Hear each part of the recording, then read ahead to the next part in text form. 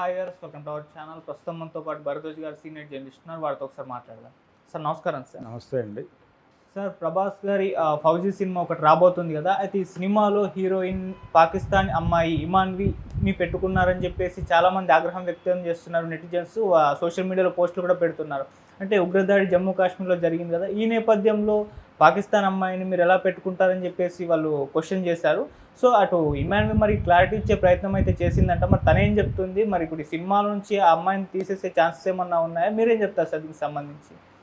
అంటే రకరకాలుగా జరుగుతోంది. నిన్న జరిగినటువంటి దాడి, ఆ దాడికి ఒక నేపథ్యం ఉంది. చాలా స్పష్టంగా అక్కడ కాశ్మీర్లో ఒక అణిచివేత కొనసాగింది. ఆ అణిచివేత కొనసాగింపు అంటే నోరు మూసి మాట్లాడే అవకాశం లేకుండా చేసి శాంతి నెలకొల్పామని చెప్పుకుంటున్నారు. అక్కడ వాస్తవంగా శాంతి లేదు, అశాంతి ఉంది. ఆ అశాంతి తాలూకా ఫలితమే నిన్న జరిగినటువంటి సంఘటన. దాని మూలాల్లోకి వెళ్ళి ఎందుకు జరిగింది అనేది కాకుండా తిరిగి వీళ్ళ పాత మందు పూసేటువంటి ప్రయత్నం చేస్తున్నారు. ఎవరు చెప్పారు ఆ అమ్మాయి ముస్లిం కాబట్టి లేదా పాకిస్తాన్ కాబట్టి వెళ్ళిపోమని? ఎవరు మాట్లాడుతున్నారు? మీడియా రాస్తోంది. ఎవరైనా డిమాండ్ చేశారా పబ్లిక్ నుంచి? లేదు కదా. మీడియా వెంటనే అలర్ట్ అయిపోయి ఈ దేశంలో ఉన్నటువంటి అంటే దేశభక్తి ప్రదర్శించటము, నిన్నటి సంఘటనకి సానుభూతి ప్రకటించటము అనగా ఆ సంఘటనకు సానుభూతి ప్రకటిస్తే సరిపోతుంది అనుకోవట్లే వీళ్ళు. ఆ సంఘటనకు సానుభూతి ప్రకటించండి, అది జరగడానికి కారణాలు ఏమిటో అన్వేషించండి, ఆ కారణాలను రూపుమాపడానికి ఏం చేయాలో ఆ ఆచరణలోకి వెళ్ళండి. అది మానేసి ముస్లింలు చంపారు కాబట్టి ముస్లింల మీద రివెంజ్ తీర్చుకుంటామనే ప్రోగ్రాం, సర్జికల్ దాడులు జరగాలి పాకిస్తాన్ మీద, పాకిస్తాన్ వాళ్ళు ఎవరైనా ఇక్కడ ఉంటే చంపేస్తాం, ఈ ధోరణి కరెక్ట్ కాదు. ఇది ఈ రకమైనటువంటి ఒక భావజాలాన్ని అందరి మెదళ్లలోనూ నింపుతున్నారు. నిజానికి ప్రభుత్వమే ఉగ్రవాదిగా బిహేవ్ చేస్తోంది ఈ దేశంలో. ప్రభుత్వ ఉగ్రవాదం గురించి మాట్లాడట్లేదు ఎవరు. అనేక చోట్ల ప్రభుత్వం చేస్తున్న హత్యలు కనిపిస్తూనే ఉన్నాయి విజిబుల్గా. వాటన్నిటినీ పట్టించుకోకుండా నిన్న అక్కడేదో ఉగ్రవాద దాడి జరిగింది కాశ్మీర్లో, చనిపోయారు. దానికి డెఫినెట్గా సానుభూతి తెలియజేయాలి. కానీ ఆ సమయంలో అనుసరించాల్సినటువంటి సంయమనం వదిలిపెట్టకూడదు. భారతదేశంలో అనేక మంది పాకిస్తాన్ నుంచి వచ్చి ఇక్కడ బతుకుతున్న వాళ్ళు ఉన్నారు, బర్మా నుంచి బతుకుతున్న వాళ్ళు ఉన్నారు. ఇతర ప్రాంతాల నుంచి వస్తున్నటువంటి హిందువులను హక్కును చేర్చుకుంటాం, కానీ ఈ ప్రాంతం నుంచి వెళ్ళిపోయి మళ్ళీ తిరిగి ఇక్కడికి రావాలనుకుంటున్నటువంటి ముస్లిమ్స్కి మాత్రం అవకాశం లేదు. వచ్చిన వాళ్ళని కూడా మేము ఇక్కడ నుంచి గెంటేస్తాం అన్న పద్ధతిలో వ్యవహరిస్తోంది కేంద్ర ప్రభుత్వం. ఆ వ్యవహారంలో భాగంగానే ఇప్పుడు జరిగిన సంఘటన మీద ఏదో ఒక సమూహాన్ని, ఆ సమూహం మీద ముద్ర వేసి ఆ సమూహం మీదకి మిగిలిన సమూహాలన్నింటినీ రెచ్చగొట్టి గెంటేటువంటి కార్యక్రమం నడుస్తోంది. అందులో భాగమే ఇప్పుడు ఆ అమ్మాయి ఫౌజీ సినిమాలో హీరోయిన్గా వాళ్ళు తీసుకుంటే ఆ అమ్మాయి మీద దాడి. ఇప్పుడు ఆ అమ్మాయి తనని తాను వివరించుకోవాల్సిన పరిస్థితి కల్పించారు. నేను ఇండో అమెరికన్ని అని చెప్పుకుంది అమ్మాయి. అంటే నా మూలాలు ప్రాపర్గా అన్వేషించకుండా మీడియాలో కథనాలు వచ్చేస్తున్నాయి అని కూడా ఆవిడ బహిరంగ ప్రకటన జారీ చేసుకుంది. అంటే అలా చెప్పుకోవాలి, సరెండర్ అవ్వాలి. లొంగుబాటు కోరుకుంటోంది అక్కడ. లొంగిపోతే క్షమించి వదిలేస్తాం, లేకపోతే దాడులకి తెగబడతాం అన్నట్టుగా తయారైంది పరిస్థితి. ప్రతీకారం కాదు ఇప్పుడు కావాల్సింది. ప్రతీకారము, సర్జికల్ దాడులు ఇవన్నీ మాట్లాడుతున్నారు. అసలు ఆ దాడి జరగటానికి రీజన్ ఏమిటి అనే దాని మీద ఒక పరిశోధన జరగాల్సిన అవసరం ఉంది. కనీసం మీడియా బాధ్యత అది. మీడియా ఆ దాడి వెనకాల ఉన్నటువంటి వ్యక్తుల్ని, శక్తుల్ని కదిలించి వాళ్ళు క్లెయిమ్ చేసుకున్నారు ఓపెన్గానే. ఆ క్లెయిమ్ చేసుకున్న వాళ్ళతో మాట్లాడి, అక్కడ ఉన్నటువంటి ఇతర ముస్లిం సమూహంతో మాట్లాడి దాని గురించినటువంటి అది జరగటానికి ఉన్నటువంటి కారణం ఏమిటి, ఆ రెసిస్టెన్స్ ఫ్రంట్ తాలూకా ఐడియాలజీ ఏమిటి అనేది ఎక్స్పోజ్ చేయటం అనేది ప్రోగ్రామ్. ఇప్పుడు ఎవరు చేయాల్సిన పని అయినా అదే. ఇంకొక సమూహం మీద రెచ్చగొట్టడం కాదు. ఇప్పుడు మన దేశంలో దురదృష్టవశాత్తు ఎలా జరుగుతుందంటే ఇందిరాగాంధీ గారిని ఆవిడ స్వర్ణ దేవాలయం మీద దాడి చేసి బెంద్రన్వాలేని చంపడం కోసం సైన్యాన్ని వాళ్ళు బూట్లతో దేవాలయం లోపలికి వెళ్ళి చంపొచ్చారు. బెంద్రన్వాలేతో పాటు చాలామందిని చంపారు అక్కడ. ఆ హత్యాకాండ, ఆ ఆలయం, వాళ్ళు పవిత్రంగా చూసుకునేటువంటి ఆలయాన్ని రక్తసిక్తం చేసిన దానికి ప్రతీకారంగా వాళ్ళు ఇందిరాగాంధీని టార్గెట్ చేశారు. సత్వంత్ సింగ్, బియాన్ సింగ్ వాళ్ళిద్దరూ చంపారు. అయిపోయిన తర్వాత దేశవ్యాప్తంగా సిక్కుల మీద దాడులు జరిగినాయి.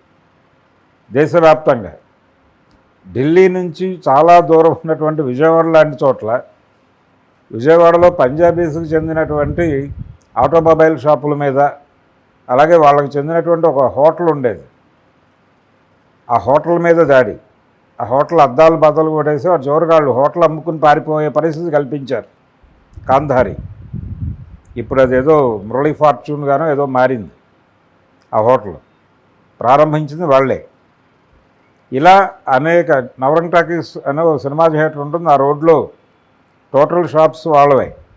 అవన్నీ విధ్వంసం అంటించేశారు, తగలబెట్టేశారు. ఇది ఎలా కుదురుతుందో. ఇప్పుడు సత్వంత్ సింగ్, బియాన్ సింగ్ వాళ్ళిద్దరికీ బాధేసింది పంజాబ్లో జరిగినటువంటి ఇన్సిడెంటు. వాళ్ళు ఆవిడకి బాడీ గార్డులు, అవకాశం ఉంది, మన నిరసన తెలియజేయాలి బలంగా అనుకున్నారు, చేశారు. అక్కడ వరకే కేసు కన్ఫైన్ అయి ఉండాలి కదా. ప్రతి ఊళ్ళోనూ మీ పక్కింట్లో ఉన్నవాడిని కూడా చంపేస్తే అలాగా మీరు? రాత్రి మీతో పాటే టీ తాగిన ఒక పంజాబీ వాడిని ఆ అకౌంట్లో చంపేస్తే అలాగా? ఇది జరుగుతూ ఉంది, ప్రతిసారి జరుగుతోంది. కాబట్టి ఇలాంటి ధోరణి సరైంది కాదు.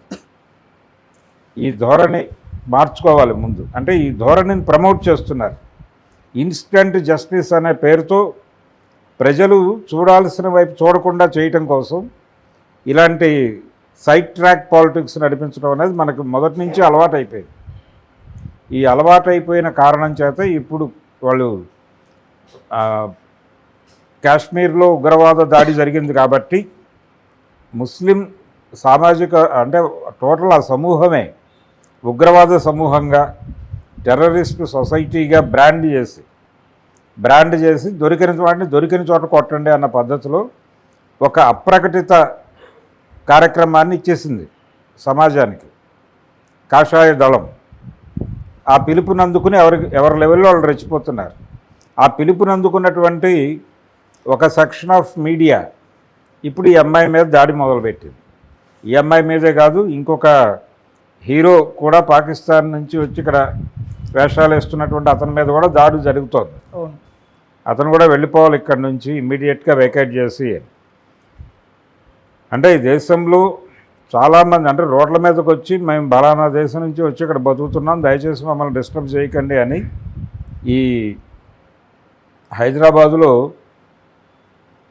గోల్కొండ దగ్గర నుంచి మొదలు పెడితే చాలా సెంటర్లలో ఆడపిల్లలు నిలబడి అలా ప్లేకార్డులు పట్టుకుని ఉండేవాళ్ళు. ఏమిటి వాళ్ళ సమస్య అంటే అప్పట్లో జనాభా గణన అనే ప్రోగ్రాం టేకప్ చేసింది.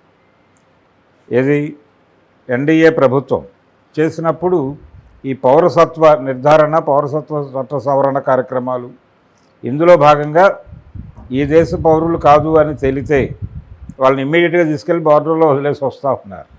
దానికి భయపడిపోయి వీళ్ళు రోడ్ల మీద నిలబడేవాళ్ళు ప్లకార్డులు పట్టుకుని మాకు సపోర్ట్ చేయండి అని. ఆ లెవెల్ టెర్రరైజ్ చేస్తున్నారు వీళ్ళు. ఆ టెర్రరైజ్ చేయడంలో భాగంగా ఇప్పుడు నిన్న జరిగినటువంటి ఉగ్రవాద దాడిని దేశవ్యాప్తంగా అనేక ముస్లిం సంఘాలు ఖండించినాయి, అనేక మంది ముస్లిం పెద్దలు ఖండించారు. ఈ ఖండించటం సరిపోవట్లేదు, వాళ్ళకి లొంగుబాటు కోరుకుంటున్నారు. అంటే కాళ్ళ మీద ప్రణమిల్లి మమ్మల్ని మన్నించండి అని అడగట్లేదు ఏంటి వీళ్ళు అన్నట్టు వెయిట్ చేస్తున్నారు. ఇది దుర్మార్గమైనటువంటి పరిస్థితి. దీని మీద సమాజం తిరగబడాల్సినటువంటి అవసరం ఉంది. అందుకోసం వాళ్ళు ఈ ప్రభాస్ సినిమా హీరోయిన్ని కూడా టార్గెట్ చేసి తనతో ఒక మాట చెప్పించుకున్నారు. ఇప్పుడు చెప్పించుకోగలిగారు, సారీ కూడా చెప్పిస్తారు. నేను ముస్లిం సమూహంతో సంబంధం ఉన్నటువంటి కుటుంబంలో జన్మించటం నేను చేసిన తప్పు, పూర్వజన్మలో నేను చేసుకున్న పాపం తాలూకా ఫలితం ఇది, నన్ను హిందూ సమాజం మన్నించి హక్కును చేర్చుకోవాలి అని ఒక భారీ స్టేట్మెంట్ ఇస్తే ఆవిడ అప్పుడు ఆశీర్వదిస్తారు వీళ్ళు. ఆ పరిస్థితి అంత ఉగ్రవాదం నడుస్తోంది. ఒక పక్కన హిందూ ఉగ్రవాదం నడుస్తోంది, ఒక పక్కన ప్రభుత్వ ఉగ్రవాదం నడుస్తోంది. దీనికి ప్యారలల్గా ప్రతీకార దాడులు జరుగుతున్నాయి. రెసిస్టెన్స్ ఫ్రంట్ అనే పేరుతో ఈ దేశంలో మనుషులు బతకాలా పారిపోవాలో అర్థం కాని పరిస్థితి. ముందు దీనికి సమాధానం చెప్పాక ఈ దేశంలో ఎవరెవరు ఉన్నారో లెక్క కట్టి అప్పుడు పంపిద్దాం. Okay sir, thank you so much. Thank you.